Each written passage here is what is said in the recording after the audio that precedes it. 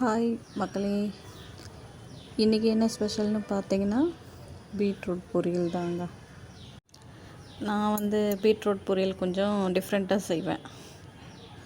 தேங்காய் துருவி போடுறதுலாம் இல்லை. நான் கடலப்பருப்பு போடுவேன். கடலப்பருப்பு போடுறதுனால கொஞ்சம் நல்லா டேஸ்ட் நல்லாயிருக்கும். சரி வாங்க, இன்றைக்கி விடுகதைக்கு போகலாம்.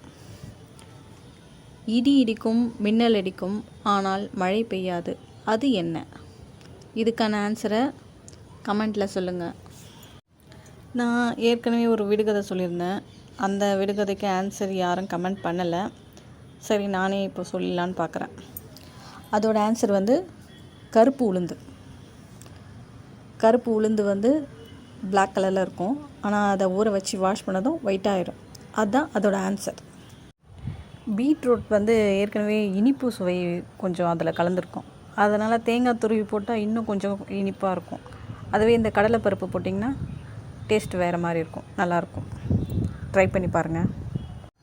ஓகே, லைக் பண்ணுங்கள், கமெண்ட் பண்ணுங்கள், ஷேர் பண்ணுங்கள், சப்ஸ்கிரைப் பண்ணுங்கள். என் வீடியோவும் முடிய போது ஓவர்.